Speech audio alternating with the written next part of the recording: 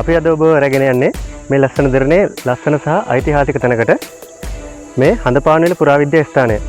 මෙතෙන්ට එන්නේ දිඹුලාගල හඳපාන්විල වැව මැද තමයි මේ පන්සල තියෙන්නේ. හඳපාන්විල වැවේ වැව මැදට තුඩුවක් වගේ කොටසක තමයි මේ පන්සල පිටලා තියෙන්නේ. ඒ කියන්නේ මේ භූමියේ තුන් පැත්තකින් වතුර තියෙනවා. එක පැත්තකින් විතරයි පන්සල තියෙන තැනට යන්න පුළුවන්. මෙතන ඓතිහාසික හේතුව තමයි කාලිංග මාඝ පොළොන්නරුව ආක්‍රමණය කරාට පස්සේ ඔහු පොළොන්නරුවේ තියෙන විහෙර විහාර ඔක්කොම මංකොල්ලකාරා ඒ වස්තුව ඔක්කොම ගෙනල්ලා හංගන්නේ මේ අපි යන හඳපාන්විල විහාරස්ථානයේ. එතන තියෙන ගුහාවක තැංගුවා කියලා තමයි කියන්නේ. ඊට පස්සේ ඔහු එහෙම කරන්නේ කවුරු හරි සිංහල රජ කෙනෙක් කවදා හෝ කාලිංග මාඝගෙන් රාජ්‍ය පැහැරගෙන ඔහුව එළවා දමන අවස්ථාවකදී වස්තුවත් රැගෙන මේ විල හරහා මහවැලි ගඟ දිගේ ඉන්දියාවට ගිහිල්ලා පැනලා යන තමයි ඔහුගේ අදහස් තිබිලා තියෙන්නේ. ඒ නිසායි මේ හඳපාන්විල විහාරයේ තියෙන ගල් ගුහාවේ ඒ වස්තුව තැන්පත් කරා කියලා කියන්නේ. බොහොම පැරණි විහාරස්ථානයක්. දැන් නම් නටබුන් සහිත දේවල් ගොඩක් තියෙන්නේ. වස්ගමුව ජාතික වනෝද්‍යානයේ අයිනක තමයි මේ පිළිලා තියෙන අලිවැට තියෙන්නේ මෙතන. අලිවැටෙන් ඇතුළලා යන්න ඕනේ. මෙතන ඉඳමුත් තව විහාරස්ථානයට කිලෝමීටරයක් විතර යන්න ඕනේ. අලි ඇතුන් බහුලව ගැවසෙන ප්‍රදේශයක්. ඒ හින්දා පරිස්සම් වෙන්න ඕනේ මෙතනින් පන්සලට යනකොට. අපි ඉස්සරහට ගිහලා බලමු.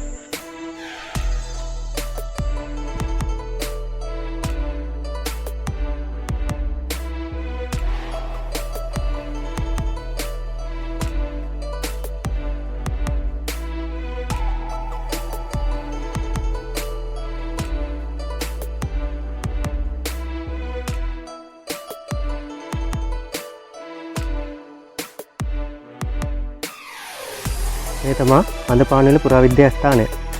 පැරණි විහාරය. මේ විහාරය ක්‍රිස්තු පූර්ව 119ත් 117 කාලයේදී ලජ්ජිතිස්ස රජතුමා විසින් හදලා ඉවරලා කුන්ට ගන්තතිස්ස හාමුදුරුවන්ට පූජා කරා කියලා මේ භූමියේ තියෙන සෙල්ලිපියක සඳහන් වෙනවලු.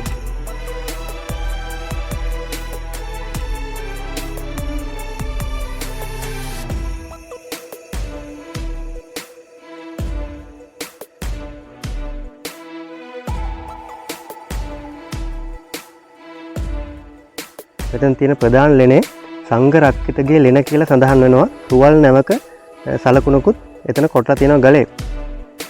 ඒ කාලේ භික්ෂුන් වහන්සේලා වැඩවසු භූමියක්.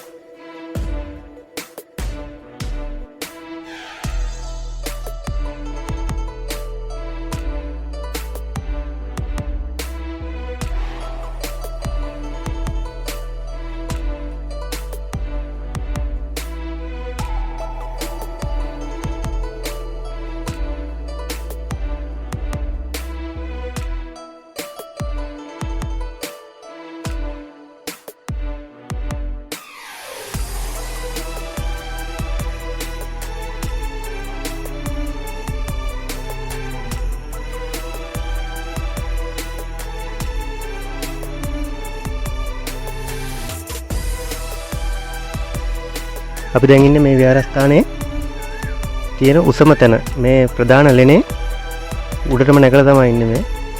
අර ඈත පේන්නේ දිඹුලාගල කඳු. එතකොට අපිට වටේම පේන වටේම තියෙන්නේ හඳපාන්විල. මේ අපි ආව තැන පොඩි මීටර 50ක විතර පොඩි ප්‍රදේශයකින් තමයි මේ දූපත වගේ කොටස ගොඩබිමට යා වෙලා තියෙන්නේ. එතනින් හැර වෙන කොහෙන්වත් එන්න බෑ ඔරුවකින් හැරෙන්න. ඒතකොට ඊටාම ආරක්ෂිත ස්ථානයක් තමයි මේ ස්ථානය. කලින් පෙන්නපු සැතපෙන පිළිම වාසය හදලා තියෙන අවුරුදු 20කට විතර කලින් මේ ප්‍රධාන ලෙන ඇතුලේ. එතකොට අපිත් එක්ක ඉන්න පල්ලේගම ප්‍රියන්ත අයියා. ඒ අයියා පිළිම වාසය හදන්න කලිමුත් මෙතෙන්ට ආවගේ කෙනෙක්. කොහොමද ඒ දවස්වල මෙතන තිබ්බ හැටි? ඔව් ඒ දවස්වල මේ අපි ආපු මාර්ගය ගොඩාක් අබලන් තත්ත්වෙ තිබ්බේ. මේ සාමාන්‍යයෙන් කරත්ත පාරක් වගේ තමයි තිබ්බේ. අපි බයිසිකල් වලින් යනකොට ටිකක් අමාරුවෙන් ආවේ. ඊට පස්සේ මෑත කාලේ තමයි ඔය විදුලිය හැම දීලා තියෙන්නේ. සාමාන්‍යයෙන් මේක මං හිතන විදිහට අක්කර 60කට වැඩි භූමි ප්‍රමාණයක්. මේ දූපත වගේ. මේක ලංකාවේ ස්වභාවික විල් අතරින් ප්‍රධාන තැනක් ගන්න ස්වභාවික විලක්. මේකට එන්න පුළුවන් ඔය අපි ආපු කරත්ත පාරේ වැලි පාරේ තමයි. ඒ අරෙන්න වෙන කිසිම විදියකින් ගොඩබිමකින් එන්න බෑ. එනවනම් බෝට්ටුවකින් හරි ගන්න බෝට්ටුවකින් රුවල්ලකින් බෝට්ටුවකින් ඒ වගේ තමයි එන්න ඕනේ. මම සාමාන්‍යයෙන් අවුරුදු 15කට ඉස්සරට කලිනුත් මේකට ඇවිල්ලා තියෙනවා. ඒ කියන්නේ ඒකට එන්න හේතුව මෙතන මේ ස්වාමීන් වහන්සේ නමක් හිටියා බණ භාවනා කරන. ගොඩාක් මේ වයස ස්වාමීන් වහන්සේ නමක්. ඒ ස්වාමීන් වහන්සේ අපි පිළි අරන් හිටියා අතින් පැන් ටිකක් දුන්නත් ලෙඩ හොඳ කරනවා කියලා. ඒ කියන්නේ සත්‍ය බුදුදහම අදහපු කෙනෙක් කියලා තමයි අපි පිළි අරන් හිටියේ. ඉතින් මේ දානමාන අපි ගෙනල්ලා දුන්නා මෙතන උයාගෙන තමයි ගොඩක් දුෂ්කර විදියට තමයි ගෙවුනේ. ඒ කියන්නේ මේ හඳපාන් වෙලා කිව්වට මිනිස්සු ආවේ ගියේ නැහැ. ඉතින් මේ අපි එනකොටත් මේ අපි අර බලපු පිරිනුවම් මංචකයේ මම හිතන්නේ මේක ලංකාවේ තියෙන ප්‍රධානම මේ වගේ විශාලත්වයෙන් ලොකු එකක් අපිට දකින්න අඩුයි. සමහර විට තියෙනවත් වෙන්න පුළුවන්. මේක බලා ගන්න පුළුවන් ඕනම කෙනෙකුට මේක දැක්කම මේවා එකක් හරි දැකලා නැහැ කියලා තමයි හිතෙන්නේ. දැන් මේක මේ හදලා ඉවරනම් පස්සේ අපිට ඊටත් වැඩි විශාලට පේනවා. ඒ දවස්වලත් අපි හිතාගෙන හිටියේ මේ ලංකාවේ තියෙන ලොකුම එක තමයි හදන්නේ කියලා. ඉතින් ඒ පිළිමේ හදනකොට ඊට මෙහා පැත්තෙන් මට මතක විදිහට මේ දිය පාරක් වගේ පොකුණක් වගේ තිබ්බා. ඉතින් ඒ දවස්වල අපිට මතයක් තිබ්බා මේ අර පොර දෙටුවෙක් තමයි මෙතන ඉඳලා තියෙන්නේ. ඒ කියන්නේ රජ කාලේ ඉඳන් බෙහෙර විහාරස්ථානයක් තිබිලා තියෙනවා. රහතන් වහන්සේලා වැඩ සිටි නටබුන් තියෙනවා. එතකොට මෙතන ගල් වඩුව හිටියා කියලා තමයි දවස්වල කිව්වේ. ඒ කියන්නේ ගල් වඩුව මේ ගල් පළපුවාම අපිට බලන්න පුළුවන්. මේ ඒ හිටියා කියලා එතනකට අපි ඔය පිළිමේ ගැන කියනවා නම් එතන ඊට පාතින් දියසීරාව වගේ වතුර ඇලක් වගේ තිබ්බේ. කියන්නේ උඩ ඉඳන් එන. එතන පොඩි පොකුණක් තිබ්බා. එතන මතවාදයක් තියෙනවා මේ නැවක් බරට වස්තුව තියෙනවා කියලා. සමහරට මුතුමැණික් වගේ වෙන්න ඇති. එතන ලකුණකුත් තිබ්බා ඒ දවස්වල ඉඳන් දැන් තියෙනවා බලා ගන්න. නැවක සලකුණා. ඉතින් මේ මතවාදයක් තිබ්බා නැවක් බරට වස්තුව තියෙනවා කියන එක තමයි තිබ්බේ. ඉතින් මේ දැන් ගොඩක් දේවල් වෙනස් වෙලා තියෙනවා මේ ගොඩනැගිලි හදපු නිසා. මේ ගොඩක් පෞරාණික ගතියම තමයි අපිට දකින්න තියෙන්නේ හැමතැනකම. අපිට මෙතන මේක තව එකක් ගත්තාම මේ විශාල ඖෂධ ප්‍රමාණයක් තියෙනවා මේකේ. මේ දූපත ඇතුලේ. මේක ඇතුලේ විශාල ඖෂධ ප්‍රමාණයක් තියෙනවා. කොහෙවත් හොයාගන්න නැති ඖෂධ තියෙනවා මේක. ගොඩක් දුර්ලභ ඖෂධ. ඒ කියන්නේ මේ ඉස්සර රජවරු වෙදකම කරලා තියෙනවනේ. මේ රජවරු එතනින් එහා ගියාම ඇමති මණ්ඩලය පවා ඒ වෙදකම කරලා තියෙනවා. ඒගොල්ලෝගේ මෛත්‍රී කරුණාව පිට සෑම කෙනෙකුටම තිබිලා තියෙනවා. ඉස්සර කාලේ. ඉතින් ඒකට මේක ගොඩාක් ඖෂධ තියෙනවා. මේක ඖෂධ හොයාගෙන පවා අපි ඇවිල්ලා තියෙනවා. එතකොටත් මේ අද වගේ මලි අනික තමයි ඔබතුමාට කියන්න ඕන මේ ස්වභාවිකවම තැනක් මෙතන ඒ අලියැත්තු ඉස්සර ඉඳන්ම හිටියා. ඒගොල්ලොන්ගේ මේ හොඳ නිජ භූමියක් මේක. ඒ කියන්නේ ස්වභාවික ගස්කොලන් තියෙනවා. ඒගොල්ලොන්ට läගලා ඉන්න හේතු වෙලා ඉන්න කඳු පල්ලම් ඒ වගේව තියෙනවා. වතුර තියෙනවා ඕන හැටියට කෑම තියෙන ඕන විදියට. ඒගොල්ලොන්ට ඔබින විදියටම මෙතන තියෙනවා මේ මිනිස්සුන්ගෙන් හිරිහැරයක් නොකර. ඉතින් මේක රෑදවල් කියලා නෑ ඕනම වෙලාවක අලියැත්තු අපිට දකින්න තියෙනවා. ඔය එතකොට මතයක් තිබ්බා මේකේ වලස්සු කොටි ඉන්නවා කියලා මේ ගල් ගුහා ඇතුලේ. අපි නම් ඉතින් දැකලා නෑ. මේ සමහර අපිට බය කරන්න කියනවාද කොහොමද දන්නෙත් නැහැ. ගොඩක් ජනප්‍රවාදයි මේක මේ ලංකාවේ ප්‍රධානම තැනක් මේක. ඒ විල් අතරින් ගන්නවා ස්වභාවික විල් අතරින් ප්‍රධාන විලක් තමයි මේක. දැන් ගොඩක් දුරට දකින්න තියෙන නිදන් හොරු විනාශ කරලා තියෙනවා. නිදන් හොරු විසින් මේ බොහොම ලැජ්ජයි අපි සිංහල බෞද්ධයෝ විදියට මේ වගේ දෙයක් කරන්න හේතුව මොකද කියලා. මොකද සිංහල බෞද්ධයෝ මේක රැක ගන්න ඕනේ. මේ මිනිස්සු විසින්ම මේක මේ කඩා කප්පල් කරලා විනාශ කරන්න මේ ඇයි කියන හේතුව බලනකොට අපිට බොහොමත්ම ලැජ්ජයි අපි සිංහල කියන්නේ. අනිවාර්යෙන් අපේ මේ දේවල් ඉතිහාස මේ ලෝකෙට කියන්න තියෙන දේවල් අපේ ජාතික අභිමානය ලෝකෙම මේ ලංකාව මේ මුළු ලෝකෙම නෙළුම් මල වාගේ පිච්ච තැනක්. ඉතින් මේක විනාශ කරන්නේ අපේ මිනිස්සුමයි. මේක අපේ දරුවන්ටත් කවදා හරි අපිට පෙන්වන්න වෙන්නේ නැහැ. චිත්තකින් තමයි පෙන්වන්න වෙන්නේ. ඇතර තමයි මේ වගේ ඒවා අපි රැක ගන්න ඕනේ කියන අදහස තමයි අපි හැමෝම තව කෙනෙකුට උනත් කියන්න ඕනේ මේ වගේ දේවල් රැකගමු කියන අදහස.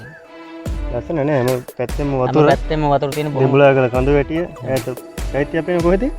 අත්න පැලෑටියාව. පැලෑටියාව පන්සල ඔක තියෙන කන්දක් උඩ තමයි තියෙන්නේ. එතකොට මේ ඒ සෑම ස්ථානයක්ම පේනවා මේ තැන් වල දිඹුලාගල ආසිත ඉන්න මිනිස්සු ගොඩක් දීවර කර්මාන්තයේ මේ දෙනවා. මේ පවුල් 3-4ක් වගේ තමයි දැන් තියෙන. ඉස්සර නම් ඊට වැඩි හිටියා. මේ විලෙන් මාළු අල්ලලා තමයි ජීවත් වෙන්නේ. මාළු අල්ලලා ගම්මාන වලට ගෙනහිල්ලා මාළු විකුණලා කරවල විකුණලා ඒ වගේ තමයි ජීවත් වෙන්නේ. සාමාන්‍ය මේ විලේ අර කුණ්ඩල්ල වර්ග ගත්තත් අර පොල්ලෙලි කුණ්ඩල්ල වර්ග එක ඉන්නවා. මේ කුණ්ඩල්ල තමයි ආයුර්වේද වෙදකමට ගන්න කුණ්ඩල්ල. ඒ කියන්නේ නහර ගැට ගහන වෙලාවට ඒ ස්වභාවික විදියට ඒ නහරවල තියෙන කැට ගැහිච්ච ලේ ඇදලා ගන්න මේ පොකුණේ මේ විලේ තමයි ඒ කුණ්ඩලු ඉන්නේ. අපි ඇවිල්ලා ආයුර්වේද වලට මේකේ මේ කුණ්ඩලුත් ගෙනහින් තියෙනවා. ඒ ස්වභාවික විලක් මේක නේද? ස්වභාවික විලක්. ලංකාවේ තියෙන මං හිතන්නේ විල් 9ක් විතර මගේ මතකයේ 7ක් හෝ 9ක් තමයි ස්වභාවික විල් තියෙන්නේ ලංකාවේ. ඒ විල් වලින් ප්‍රධානම ස්වභාවික විල් තමයි මේ හඳපාන් විල. එතකොට මෙතන මේ පැත්තේ තියෙන්නේ දැන් මෙහෙම මහවැලි ගම්මාන වුණාට ඉස්සර කාලේ ආදි කාලේ ගම්මානයක් තියෙනවා 15ක් කුරේ. 15ක් කුරේ 11ක් කුරේ කියලා. ওই ගම්මානේ මෙහෙම මිනිස්සු පදිංචි කරන්නත් ඉස්සරින් ඉඳන් ඉඳලා තියෙනවා. ඒ මිනිස්සු දැන්ටත් උඩට අඳින්නේ රැවුල කොණ්ඩේ වවාගෙන අර ගස්වල පොතු විට විනිමත අපේ ආදිවාසී ජනතාව වගේ ආදිවාසී ජනතාව වාගෙම ඉන්නවා මේ ජන කොටසක් වෙනම ඔව් ගස් පොළන් වලට වැඳගෙන ඒවයි කට්ටිය ඉන්නවා ඒ හරියට නටබුන් තියෙනවා. එතකොට මේ පැත්තේ මයංගනේ ඉඳන් මනම්පිටියට යනවා නම් සිරිපුර පල්ලේකම සිරිපුර වාගේ නම් කිලෝමීටර් 40ක් විතර තියෙනවා පොළොන්නරුවට යනකොට. එතකොට මේ යක්කුරෙන් යනවා නම් කිලෝමීටර් 9ක් විතර තියෙන්නේ. ඒ පාර ඉස්සර ගියාව මිනිස්සු ඒක නතර වෙලා තියෙන්නේ මේ LTT කලබල නිසා. දැනටත් ඒ මාර්ගය තියෙනවා. පාලම් දාපුවා තියෙනවා, මංකඩවල් තියෙනවා, වැලි මංකඩවල් තියෙනවා. ඒවා දැනට නැවතිලා තියෙනවා මේ LTT කලබල නිසා. හැබැයි පුරාවිද්‍යාව හෝ වනජීවි වන රක්ෂණ දෙපාර්තමේන්තුව එකතු වෙලා දැන් ඒක ඒගොල්ලොන්ගේ සිතියංගත කරගෙන තියෙනවා. ඒක මිනිස්සුන්ගේ අයිතියක්. ඒ මිනිස්සුන්ගේ අයිතිය ඒගොල්ලෝ නැති කරලා තියෙනවා. විශාල මේ දුරක් යන්න වෙනවා ඒ නිසා. නැත්නම් ඔතනින් මේ පෞද්ගලිකවල මේ පාර ඉල්ලලා අර ඔව් වනජීවී මෙතුමා මිනිස්සු සංඝයා වහන්සේලා එකතු වෙලා ඒ පාර ඉල්ලුවා. ලොකු ආందోලනයක් ගියා රටේ. මේ හැබැයි ඒක ඒ මිනිස්සුන්ගේ ඉල්ලීම බොහොම සාධාරණයි. මොකද ලෙඩෙක් තරම් බයික් එකේ යන්න පුළුවන් දුර පොළොන්නරු. ඉතාලපත් ඉක්මනින් මේ පැත්තේ යනවා නම් සෑහෙන වෙලාවක් ගත කරන්න වෙනවා. 30ක් 40ක් යනවා. කිලෝමීටර් 40 ගණක් වගේ යන්න වෙනවා. නැත්නම් මෙතන ඉඳන් තියෙන කිලෝමීටර් 9ක වගේ දුරක්.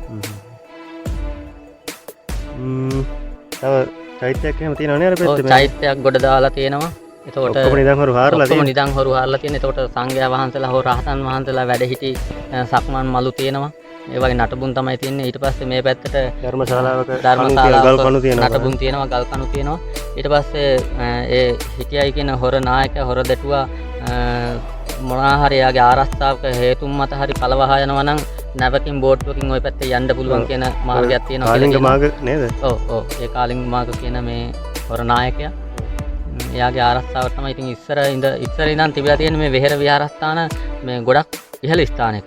සමහර විශ්ව ශක්තිය ලබා ගන්නවා වෙන්න පුළුවන්. හොඳ පරිසරයක් ආරක්ෂා වෙන්න පුළුවන්. ඒ කියන්නේ මිනිස්සුන්ගේ පරිහරණයට නොගන්න. බවභෝග වවල කණ්ඩ බැරි උස් ස්ථානයක තමයි වෙහෙර විහාරස්ථාන තිබිලා තින්නේ. ඉස්සර දිඹුලාගල ගත්තත්, රජගල ගත්තත්, පියංගල ගත්තත්, බුද්ධංගල ගත්තත් සෑම ස්ථානයකම ඉතින් ඒත් මෙතනත් ඒ ස්වභාවික විදියම තමයි ඒ ආරක්ෂා වෙන විදියට තිබිලා තියෙන්නේ.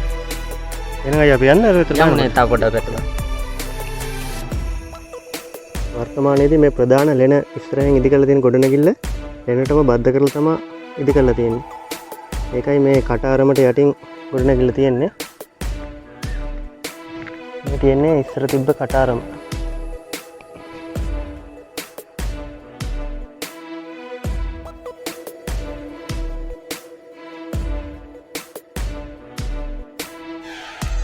අපිට අපෝ යන්නත් බැරි වෙන සීන් එකක් තියෙන්නේ. අතන යන පාරට කිට්ටුවම අලි දෙන්නෙක් ඉන්නවා.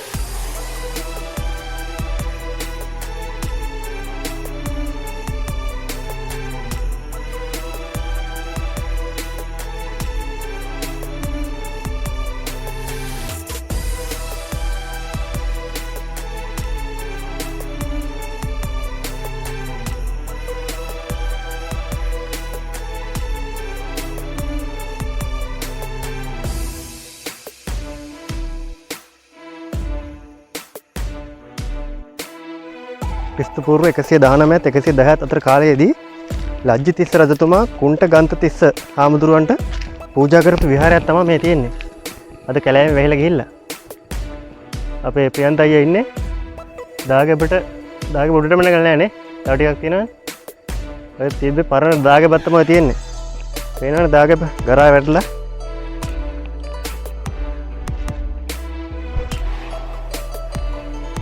හාරලා නැතේ තියෙන්නේ. අපේ ඉතිහාසයේ අපෙන්ම සැඟවිලා යනවා. බලන්න කොච්චර කැලෑවලා තියෙනවද කියලා.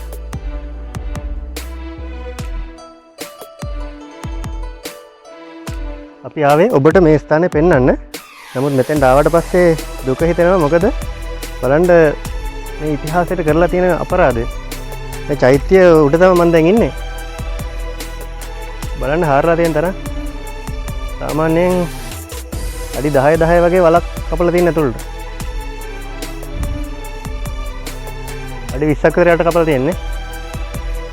ඉතින් කැලෑවට වැහිලා ගිහිල්ලා මේවා මේ වගේ තැනක් තියෙනවද කියලා බොහෝ දෙනෙක් දන්නේවත් නැහැ මං හිතන්නේ. අලි ඉන්න කැලයක්. ඒ කාලේ පින්වත් ස්වාමින් වහන්සේලා වැඩ හිටිය පින්බිමක්. අද වෙලා තියෙන තත්ත්වය තමයි මේ.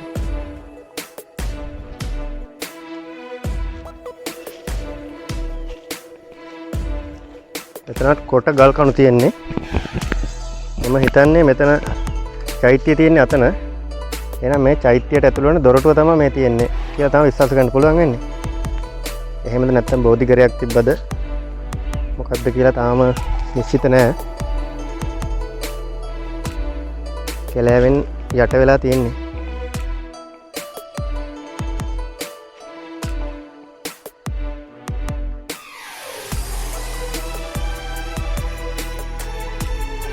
අපි දැන් මේ චෛත්‍ය වටේ ඇවිදගෙන යන්නේ. ගල් කණු චෛත්‍ය බැම්ම හැම කරාවෙල්ල තාම තියෙනවා. මේ තියෙන ගල් කණු මේවා තවත් කැලෑවට යන්න නොදී දැන්වත් එලිපෙලි කරලා මිනිස්සුන්ට බලන්න යන්න දුන්නා නම් මේ ස්ථානයේ තවත් සෝමාවතියක් වෙන බව නම් අවිවාදයෙන්ම කියන්න පුළුවන්. මොකද මේ වගේ පෞරාණික තැනක්, ලස්සන තැනක්, වැව මැද තියෙන දූපතක් වගේ තැනක තියෙන තැනක් ඇයි මෙහෙම කැලෑවට ගිහින් දාලා තියෙන්නේ? මෙතන මේ විශාල චෛත්‍යයක් තිබිලා තියෙන්නේ. සාමාන්‍යයෙන් අඩි 100ක් විතර වටේ යනවා නේ විස්කම්මේ. අතනක් තියෙන මොකක් කරේ බෝධිගරයක් හරි මොකක් කරේ ධර්මශාලාවක්.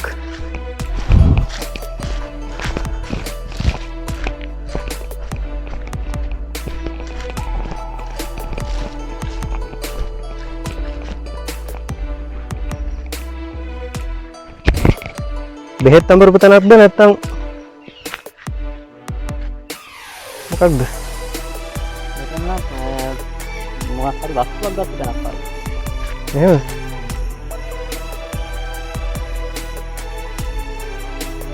ඕවක් කියලා කියනවා මේ වගේ තැන් වලට. මෙතන සමහර විට මේ තියෙන විදිහට මොකක් හරි වස්තුවක් නිදන් කරලා තිබිලා ගත්ත තැනක් සමහරට මේක චෛත්‍යයක් වගේ තියෙන්න පුළුවන්. පහනක් කියන්න නම් බෑ මේ තියෙන විදිහට. දැන් මේ තියෙන්නේ මේ ගල් කඩු පාරවල් නේද? මේ ගල් වඩුවා විසින් මෙවුවා ෆිල් කරලා ඉස්සර දැන් කියන ගල් වල්ලපට්ටක් දන්නේ නැහැ. වල්ලපට්ට කියන එකේ කුණ්‍ය ගහලා වතුර දාපුවාම එක රැයකට පස්සේ ගල දෙබා වෙනවා කියලා කතාවක් අපි අහලා තියෙනවා. ඒ දවස්වල එනකොට මීට වැඩිය බලන්න දේවල් තිබ්බා. ඔය පැරණන් අපිට කියලා තියෙනවා. මෙතන නම් මේ මට පේන විදිහට දැනෙන විදිහට අපි දැකලා තියෙන විදිහට මෙතන මොනවා හරි පුරාණ දෙයක් වටිනා දෙයක් සුරක්ෂිතව තිබිලා ඒක කොල්ලකරුවන් විසින් ගත්ත වෙන්න පුළුවන්. සමහරට මෙතන චෛත්‍යයක් වෙන්න පුළුවන්. මේ තියෙන විදිහට මේ තියෙන පාට නෙමෙයි මේ තියෙන්නේ. ඔව් මේ හරිය දැන් මේ සුදු මේ වගේ ගල්වල තමයි ඒ පෞරාණික දේවල් තැම්පත් කරන්නේ. ඒ කියන්නේ මේක අලෝලා තිබ්බු විදියක් වෙන්න ඕන සමහර විට. ඊට වඩා වෙනස් විදියක්ද දන්නෙත් නැහැ.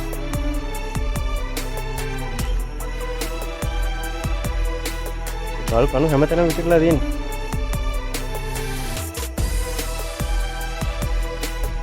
අපි තවත් දේවල් හොයාගෙන කැලේ ඇතුළට යනවා.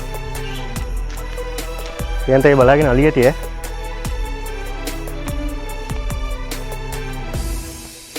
බැලුවෙත ගල් කණු මොකක් හරි ගලකින් කරපු නිර්මාණයක්. අපිට හිතා ගන්න බෑ හැබැයි මොකද්ද බෝධිකරයක් ධර්මශාලාවක්ද එහෙම කියලා නිශ්චිත නැහැ. නමුත් මොකක් හෝ ගල්කින් කරපු නිර්මාණයක් හැමතැනම විසිරලා තියෙනවා. ඒ කියන්නේ මේ දූපත වගේ ප්‍රදේශය සම්පූර්ණයෙන්ම බෞද්ධ අතින් ඒ බෞද්ධ සංස්කෘතියක් තියෙන සම්පූර්ණ විහාරස්ථානයක් විදිහට පවතින්න ඇති. ඒ කාලේ ලජ්ජිතිස්ස රජතුමා කුණ්ඨගන්තතිස්ස හාමුදුරුවන්ට පූජා කරද්දී මේ දූපතම බෞද්ධ ආරාමයක් විදිහට පිළිසකර කරලා තමයි පූජා කරන්න ඇත්තේ.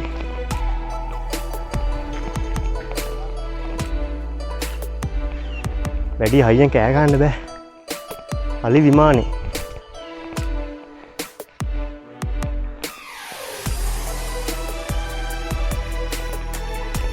අපි මෙහෙම යන්නේ ඔබට පෙන්වන්න පමණක්ම නෙවෙයි. මේවා අපේ ඇස් දෙකෙන් අපි ඉපදිලා අවුරුදු 80ක් විතර ජීවත් වෙන උපරිම 70ක් විතර ජීවත් වෙන්න ඕන. ජීවිතේ එකපාරක් කරේ අපේ දේ දකින්න වෙන්නේ ඉතින්. සමහර විට මේවා නොදකම අපි මැරලා ගියොත් කොයි තරම්නම් අපරාධයක්ද. ඒ නිසා මෙච්චර මේ කට්ටක් කාගෙන අලින්ද බය අලි ඉන්නවද කියලා බල මෙහෙම එන්නේ අපි. මේවා දැකලා මේවා බලලා අපේ ඉතිහාසය අපේ මුතුන් මිත්තෝ අපේ රජවරු අපේ රටට කරපු දේවල් අපේ රටේ සංස්කෘතිය බෞද්ධ සංස්කෘතිය මේ දේවල් නගා හිටවන්න කරපු දේවල් දැන් කැලෑවට වෙහිලා තියෙන මේ දේවල් බලලා ඔබට පෙන්වනා වගේම අපිත් මානසික වේගෙන් සතුටක් ලබනවා මේ අපේ දේ කියලා. ඒ නිසා මෙහෙම අවදානමක් සහිතවම කැලෑට එන්නේ. අර ඈත විල තියෙන්නේ විලෙන් එහා පැත්තේ අලි 3 දෙනෙක් ඉන්නවා. ඔබට පෙන්වන්න විදියක් නැහැ.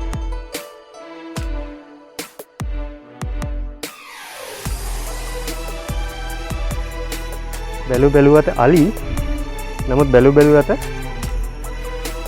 ගල් කණු ගල් වලින් කරපු නිර්මාණයක් තියෙනවා. මේ තැන නම් ගල් කඩපු තැනක් වගේනේ. අවශ්‍ය විදිහට ගල් අතෙන් අරන් යන්න මෙතනින් කඩාගෙන තියෙනවා වගේ. කියන්නේ මේ තියෙන්නේ මේ තමයි මේ බෙහෙත් දාපු තැන් හිල් විදලා මේ තැනට මේ සම්පූර්ණ ගලේ මේ තැන් වල හිල් විදලා බෙහෙත් දාලා ඊට පස්සේ තමයි ගල කඩන්නේ අවශ්‍ය කොටස අරගන්නේ. එහෙම ගත්ත තැනක් තමයි මේ තියෙන්නේ.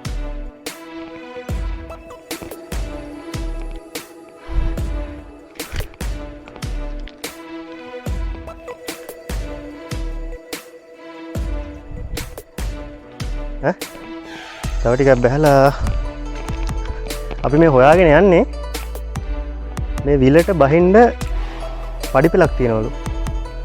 කැලෑවෙන් වැහිලා හින්දා කවුරුත් දන්නේ නැහැ කොහෙද තියෙන්නේ කියලා. මේ යන්නේ හොයාගෙන මේ පඩිපෙල තියෙනවද කියලා බලන්න. පඩිපෙල හැම්මේද අලියෙක් හැම්මේද කියලා හිතා ගන්න බෑ. කොහොම හරි අපි අලියන්න බය දුවනවත් ඔබට බලා ගන්න පුළුවන් වෙයි කියලා හිතෙනවා.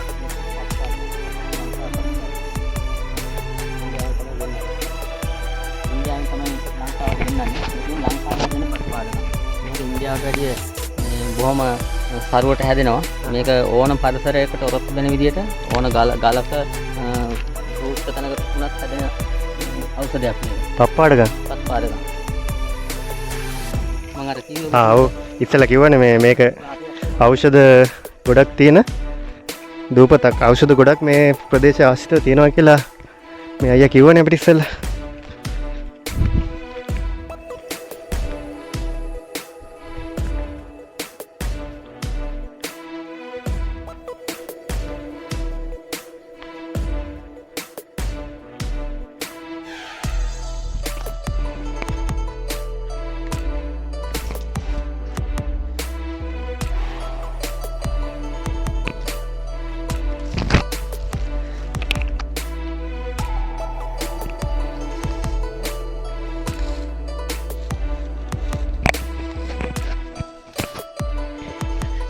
මේ වැවා ඉනේම වැව යූරෙම තියෙම ගලත් කඩපු පාරක් තියෙන්නේ. මේ අයියා හොයන්නේ ඒක.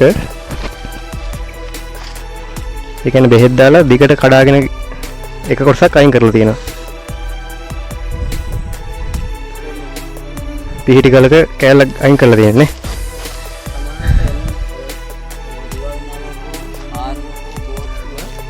මේ වාගේ තැනට ලෑන් කරන්න පාක් කරන්න ගොඩ බාණ්ඩ වරායක් වගේ නිකන් එහෙම තිබ්බත් දන්නේ නැහැ නේ. මේ වගේ තැනකට පහසුකමක් හදලා වෙන්නත් පුළුවන්. ඒ කියන්නේ දැන් මේක පිහිටි ගල මෙතනින් අයින් කරන්න හේතුවක් තියෙන්න බෑ. ඔව්. ඒ මේකෙනින් මේ ලස්සනට ඒ ගල් වඩුව විසින් නිර්මාණය කරලා තියෙන්නේ. මෙතනින් එන රුවල් නැව හෝ පාරුව හෝ ඒ යාත්‍රාව මේ වගේ තැනක නවත්තලා බඩු පටවන්න බාණ්ඩ ප්‍රවාහනයට සුදුසු විදියට තමයි සකස් කරන්න ඕන ඇත්ත කියලා. දැන් අර පැත්තෙන් උද්ගල තියෙන්නේ. මෙතන ඒ ස්වභාවික විදියට හදලා තියෙනවා. ඉතිහාසය වාගෙන යද්දි සුන්දරයි. නමුත් අලි හම්බේද කියලා බයයි. මේ තියෙන කඩපු ගලක් නේද?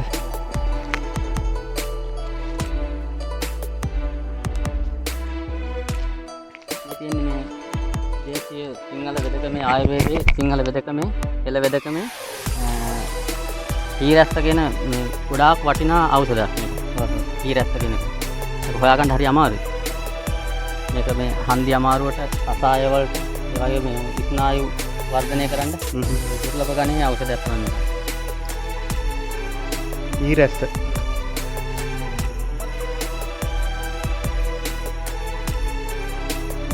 මෙතනත් ගල් එනක් කරි භික්ෂුන් වහන්සේ නමක් වැඩ සිටපු ස්ථානයක් වෙන්න ඇති. ලස්සන ගල්පතු දෙකක් තියලා එහෙම හදලා තියෙන්නේ. වැස්සක් එන්න යන්නේ අපි පන්සල ඒ කියන්නේ මිනිස්සු යන එන තැන ඉඳන් මීටර් 150 200ක් කැලේ ඇතුළට ඇවිල්ලා ඉන්නේ. ඔහෙන් යන්න බලන්න.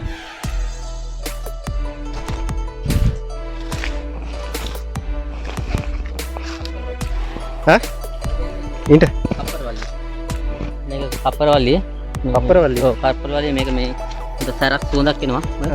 මේ අම්මෝ. ඔව් මේක මේ විස හරණය නිකන් පෙපරමින්ට් වගේ නිකන් එහෙම විස හරණය කරන්න ගන්නවා මේ පරිසරයට ඔබන විදිහට මේ ගලේ තියෙන සාරය උරාගෙන තමයි මේක මේ හැදෙන්නේ. ඒක අර්ථයෙන් නියද. නියද? නියද. ඔකත් ගන්නවා යම් යම් ඖෂධ වෙනුවෙන් ගන්නවා ගොඩක් දුරට ගන්නවා බොරු කොණ්ඩ හදන්න. නිර්මාණ වලට විසිතුරු එතකොට විදේශීය විනිමය උපයන්නත් වගේ මේ එක එක භාණ්ඩ හදලා ගන්නවා. නියදනේ? නියද. ප්‍රියන්තය මේ ඖෂධ පෙළට ගැන ගොඩක් දුරට දන්නවා. මොකද ආයුර්වේදත් එක්ක සම්බන්ධව ආයුර්වේදත් එක්ක ළඟින්ම කටයුතු කරන කෙනෙක්. පුදුම විදියට කොමට්ටම් කරපු ගලක්. භික්ෂුන් වහන්සේ නමක් වාඩි වෙන්න හෝ නැත්තම් මල් පහන් පූජා කරපු තැනක් හෝ වෙන්න ඇති. සල්ගාකුත් තියෙනවානේ.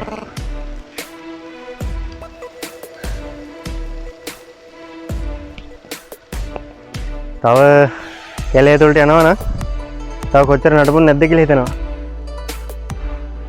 හැම තැනම මේ වගේ දේවල් විසිරලා තියෙන්නේ.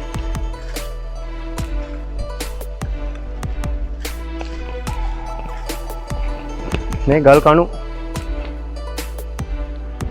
ගොඩක් කැලේ ඇතුළට යන්න බෑ යලි හින්නින්ද. අපි දැන් ඇවිල්ලා ඉන්නේ ආපහු ඔබට කලින් පෙන්නපු චෛත්‍ය ළඟට.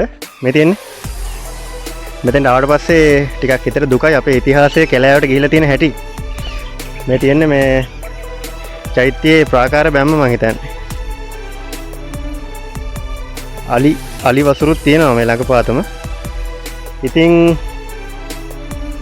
මං කලිනුත් කියනවා වගේ මේ ඉතිහාසයත් එක්ක තමයි ජාතියක පැවැත්මක් තියෙන්නේ. මේ දේවල් මේ මෙහෙම කැලෑවට ගියාම අන් ජාතීන්ට පෙන්වන්න අපිට කොහෙන්ද අභිමානයක්? ඇස්සකුත් එන්න යන්නේ. පියන්තයි මොකක්ද කියන්න තියෙනවද? ඔව් ඇත්තටම මේ ඔබතුමා මේ කරන සේවාව නම් මේ මිල කර නොහැකි. මේ වාගේ ඔබතුමාලා වගේ කට්ටිය තමයි මේ අපේ රටට අවශ්‍ය. අභිමාණයෙන් කියනවා. මොකද මේක මේ රටේ මුල ඉඳන් හැදෙන්න ඕන තැනක් මේ වගේ දේවල් රැක ගන්න.